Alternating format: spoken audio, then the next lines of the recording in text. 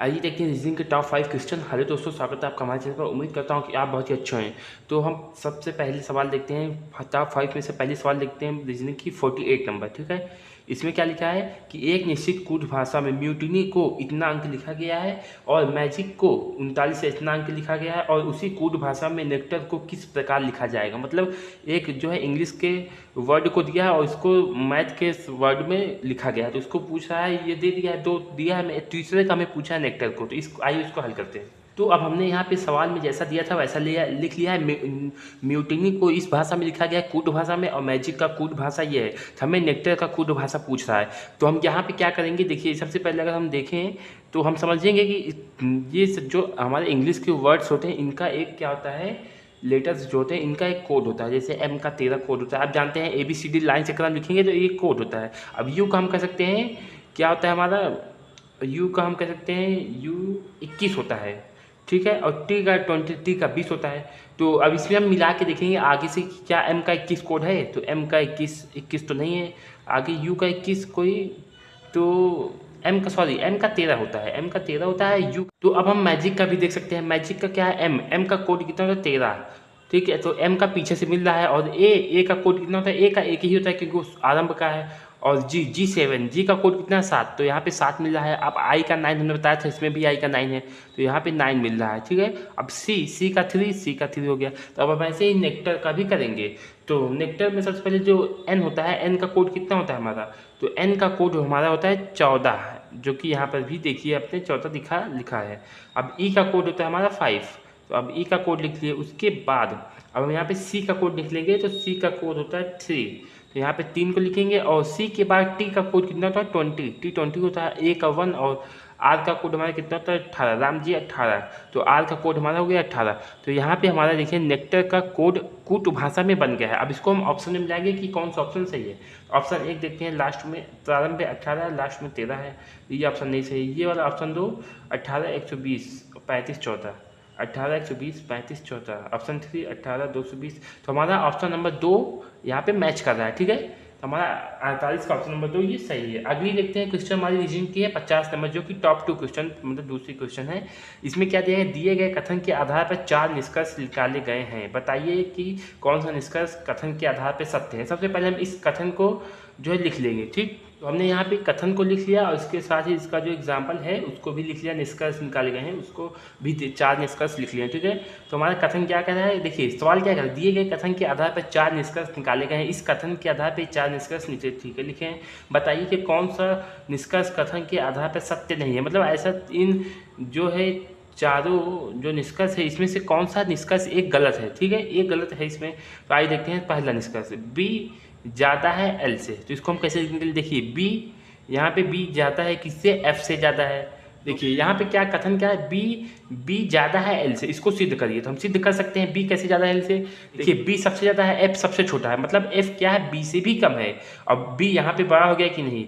और उसका एफ क्या है, पी से छोटा है। अब एफ जो है पी से छोटा है, तो मतलब जाहिर सी बात है कि बी से जो है बड़ा होगा, क्योंकि बी ज़्यादा है यहाँ पे और एफ बड़ा है और पी छोटा है। और पी से भी छोटा कौन है, एल। एल छोटा हो गया यहाँ पे, एल छोटा है और पी बड़ा है, और पी से बड़ा कौन है, बी। तो मतलब बी और सबसे बड़ा है किससे, एल से भी बड़ा है बी। तो यहाँ पे ऑप्शन नंबर हमारा 1 सही हो जाएगा। अब दूसरा पी बराबर के देखना है। तो यहाँ पे पी ज़्यादा है एल से, तो एल कम है, तो एल को लिख दिया। अब एल की बात हो रही है यहाँ पे, सॉरी पी की बात हो रही है। मतलब कि देखिए पी और एल इसको लिख लेंगे। ठीक, और उसके बाद यहाँ पे एल से ज़्यादा कौन है, पी। जब पी ज़्यादा है, ठीक है, अब एल बराबर है तो पी भी बराबर होगा क्योंकि पी ज़्यादा है इससे मान। अब लेकिन यहाँ पे अब बराबर तो हो गया, लेकिन यहाँ पे क्या कह रहा है कि कथन गलत हो गया, क्योंकि एल और के आपस में कैसे बराबर हो सकते, क्योंकि यहाँ पे के छोटा है और एल यहाँ पे क्या है, मतलब एल बड़ा है पी से। तो यहाँ पे ये कथन जो है गलत साबित हो रहा है। क्यों, क्योंकि ये निष्कर्ष सही निकल नहीं रहा है।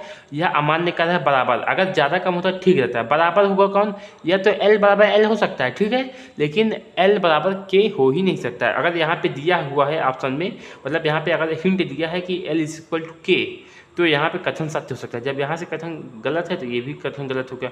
हमारा ऑप्शन नंबर 2 गलत है, मतलब कथन गलत है, निष्कर्ष गलत है, जो कि यहाँ पे क्या कह रहा है, निष्कर्ष के आधार पर सत्य नहीं है। तो ऑप्शन नंबर 2 हमारा सही होगा, क्योंकि ये निष्कर्ष सत्य नहीं है, गलत है। ठीक, ऑप्शन नंबर 2 हम देख लिए। अब हम अगली सवाल लिखते हैं, सवाल नंबर 13। तीसरी सवाल लिखते हैं, कौन सी, 53 नंबर सवाल है, यहाँ पे देखते हैं। ठीक, ये सवाल नंबर 53 देखते हैं, जो कि तीसरी सवाल है हमारी आज की। ठीक, तो 53 नंबर सवाल क्या है, यदि निम्नलिखित समीकरण में प्लस और माइनस के स्थान परस्पर बदल दिए जाए, तो हम यहाँ पे लिख लेते हैं क्या, प्लस के और माइनस के स्थान परस्पर बदल दिए जाए, मतलब प्लस के स्थान पे माइनस कर देते हैं हम, और माइनस के स्थान पे हम क्या कर देते हैं, प्लस। ठीक, ये हो गया निष्कर्ष जो हमारा सवाल कर रहा है। और साथ ही साथ गुने और भाग के स्थान को परस्पर बदल दिया जाए, मतलब यदि गुने के स्थान पे हम भाग कर दें, ठीक, और भाग के स्थान पे यदि हमने गुणा कर दिया, ये सवाल हमसे कह रहा है। तो निम्नलिखित समीकरण के प्लस चिन्ह के स्थान पे कितना मान आएगा, मतलब ये सवाल अब हमें दे दिया यहाँ पे, और इसके प्लस चिन्ह के स्थान पे कौन सा वो आएगा। तो सवाल सबसे पहले लिख लेते हैं, क्या है सवाल, 12 - 104 × 8 + 5 भागे 4 बराबर क्वेश्चन मार्क। तो ये हमें सवाल दिया है समीकरण, और लेकिन चिन्ह को चेंज करने के लिए कह रहा है। तो हम सबसे पहले यहाँ पे चिन्ह को चेंज करेंगे। तो यहाँ पे 12 और माइनस के स्थान पे प्लस हो जाएगा, और 104 लिखेंगे, और गुने के स्थान पे देखिए क्या है, भाग। तो यहाँ पे भाग को कर देंगे, और प्लस के स्थान पे क्या है, माइनस। तो यहाँ पे हम भाग कर दिया, लेकिन 8 लिखा नहीं, 8 लिख दिया। उसका प्लस के स्थान पे हम क्या करेंगे, यहाँ पे माइनस। अब नया सवाल, अब भाग के स्थान पे हमने क्या किया है, यहाँ पे गुना, मतलब सवाल कह रहा है भाग के स्थान पे आप गुना कर सकते हैं। यहाँ पे गुना करके हमने 4 कर दिया बराबर क्वेश्चन मार्क। अब इसको हल कैसे करेंगे, देखिए हल करने के लिए नियम लगता है BODMAS का। ठीक है, BODMAS, ब्रैकेट ऑफ डिवाइड, मतलब यहाँ पे ब्रैकेट होता तो हम ब्रैकेट डिवाइड कर, लेकिन ब्रैकेट नहीं तभी ये सवाल लगेगा। ठीक है, तो ब्रैकेट ऑफ डिवाइड, सबसे पहले आप डिवाइड करिए, भाग करिए। तो 12 + 8 को भाग जो है 104 में देंगे, 104। तो देखिए 8 कम 8, अब यहाँ पे 2 बचा, 2 यहाँ पे क्या 24 हो गया, 8 × 3 = 24, और यहाँ पे -5 × 4 बराबर क्वेश्चन मार्क। अब यहाँ पे डिवाइड हो गया, m से मल्टीप्लीकेशन, अब मल्टीप्लाई कीजिए, 12 + 13 -4 × 5 = 20 बराबर क्वेश्चन मार्क। मल्टीप्लीकेशन के बाद ऑड में प्लस होता है, जोड़ना होता है। तो 12 13 कितना हो गया, 25 -20 बराबर क्वेश्चन मार्क। अब यहाँ पे सब्ट्रैक्शन, मतलब माइनस कर दो, 25 में से 20 गया तो कितना बचा, 5। क्वेश्चन मार्क के स्थान पर हमारा कितना आंसर आएगा, 5, जो कि ऑप्शन नंबर कौन सा है, ऑप्शन नंबर हमारे यहाँ पे तीसरा मैच कर रहा है, जो कि 5 होगा। ठीक, आइए देखते हैं अगली सवाल, जो कि हमारी चौथी सवाल है आज की, और क्वेश्चन नंबर कितना है, 55। ठीक, अब प्रश्न में क्या करा है, इस प्रश्न में अक्षर प्रतीकों के एक समूह के नीचे एक तालिका दी गई है, उसके बाद दी गई शर्तों के अनुसार संख्याओं का उपयोग करके कूटबंध किया गया है। शर्तों का पालन करते हुए कूट का सही संयोजन आपका उत्तर है। तो यहाँ पे हमें कुछ अक्षर प्रतीक दिए हैं, और कुछ उसके कूट भाषा दिए हैं, और उसके बाद कोई सवाल दिया है। ठीक है, सबसे पहले अक्षरों और कूटों को लिख लेते हैं। ठीक, देखिए तो जैसे हमारे सवाल में यहाँ दिया गया है, देखिए नीचे सवाल में यहाँ पे क्या दिया है, अक्षर और कूट। तो हमने अक्षरों को लिख लिया और कूट को लिख लिया। और उसके बाद हमें यहाँ पे क्या दिया, एक प्रश्न दिया है, जो कि निम्नलिखित शर्तों के अनुसार हमें पूरा करना है इस सवाल को। तो शर्त क्या है, पहली शर्त क्या है, यदि पहला घटक एक स्वर है, पहला घटक में पहला अक्षर या पहला घटक ये हो गया, एक स्वर है, और अंतिम घटक एक व्यंजन है, और अंतिम घटक एक व्यंजन है, यदि ये कह रहा है।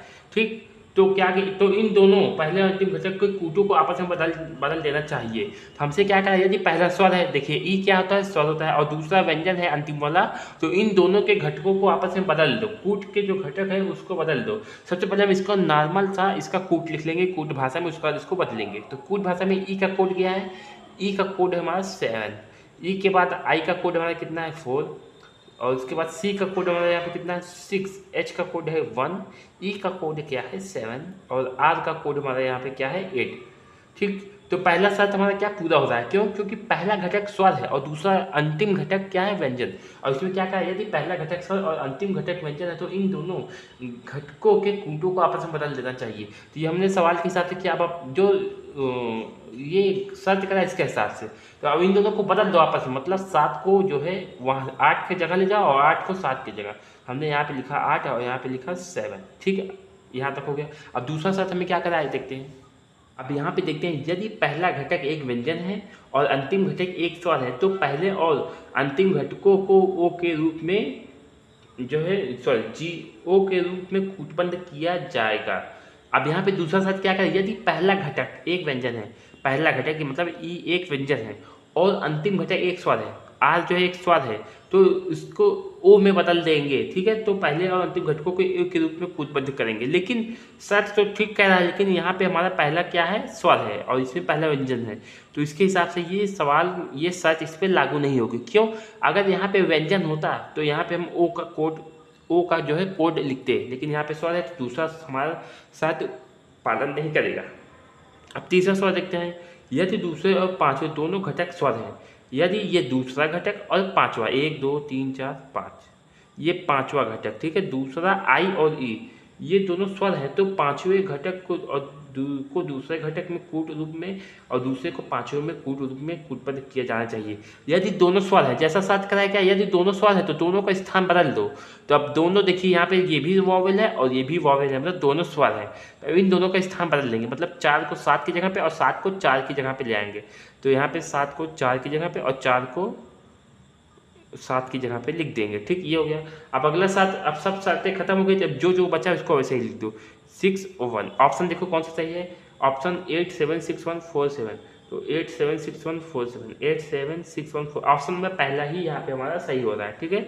ऑप्शन नंबर पहला हमारा यहाँ पे ये सवाल सही है। सवाल बहुत ही ईजी थी और बहुत ही जो है हल्की थी। अगर आप दिमाग लगा लेते हैं, दिमाग नहीं लगा पाएंगे तो ये सवाल आपको बहुत ही कठिन दिखेगी और बिना शर्त के सवाल सही नहीं हो पाती, ठीक। आइए देखते हैं अगली नंबर हमारी आज की लास्ट 5वीं नंबर सवाल, जो कि सवाल नंबर 62 है, ठीक। तो हमारी रीजनिंग टॉप 5 क्वेश्चन 5वीं क्वेश्चन लास्ट वाली कौन सी है, 62 नंबर सवाल हम देखेंगे। क्या है सवाल, 5 छात्र 1 2 3 4 5 एक वृत्ताकार मेज में परीक्षा केंद्र की ओर मुख करके बैठे हैं। तो 5 छात्र 1 2 3 4 5 छात्र क्या है, एक वृत्ताकार मेज में परीक्षा केंद्र की ओर मुख करके बैठे हैं। तो सबसे पहले हम क्या बनाएंगे, वृत्ताकार मेज। तो ये वृत्ताकार मेज हो गया, 5 लोग बैठे हैं यहाँ पे केंद्र की ओर, ये गलत हो गया, फिर से बनाते हैं, ठीक है। एक ये हमारा यहाँ पे वृत्ताकार मेज हो गया, 5 लोग बैठे हैं, 1 2 3 4 5, ठीक है। उसके बाद यहाँ पे क्या होगा, 4 एक के दाईं ओर ठीक बगल में बैठा है। सबसे पहले दाहिना बाइना बना लेंगे। अगर ये व्यक्ति है और अंदर के मुँह करके बैठा है इस साइड, तो इसका दाएं ये हो गया। अब इसके साथ ही इसका दाएं यहाँ पे होगा, इसका दाएं यहाँ पे होगा और इसका दायां यहाँ पे होगा और इसका दाएं यहाँ पे होगा, ठीक, ये हो गया। अब इसमें क्या क्या, 4 एक के दाईं ओर बैठा है, 4 जो है एक के दाईं ओर, हम एक को अब कहीं भी बैठा सकते हैं, तो हम एक को यहाँ बैठा दिए। अब एक का दाहिना और 4 दाईं ओर ठीक बगल में बैठा, मतलब एक की बगल में ही दाईं ओर 4 बैठा है। उसके बाद क्या कर रहा है, और 2 के बाईं ओर ठीक बगल बैठा है, मतलब 4 2 के बाईं ओर बैठा है। अब इस 2 व्यक्ति का हम यहाँ बैठाएंगे, क्यों, क्योंकि 2 जो है ठीक बगल में 4 के है, तो 4 के ठीक बगल में है। अब 2 के दाहिनी 2 के बाईं ओर कौन बैठा है, 4 बैठा है, ये हो गया। आगे क्या कह रहा है, 5 एक के बाईं ओर से दूसरे स्थान पे बैठा है। तो 5 एक के बाईं, एक का दाएं ये हो गया और एक का बाईं ये हो गया, तो बाईं ओर से दूसरे स्थान पे, एक स्थान ये हो गया, दूसरा स्थान हो गया, तो यहाँ पे 5 बैठा है। अब कौन बचा, सिर्फ और 3 तीसरा नंबर की बचा है, इसमें यहाँ पे तीसरे को बैठा देंगे, ठीक। आगे क्या कर रहा है, निम्नलिखित में से कौन सा कथन सत्य है। और यहाँ पे हमें 4 कथन दिए हैं, चारों में से कौन सा सत्य है। तो देखते हैं पहला कथन क्या है, 3 5 और 1 के ठीक बीच में बैठा है।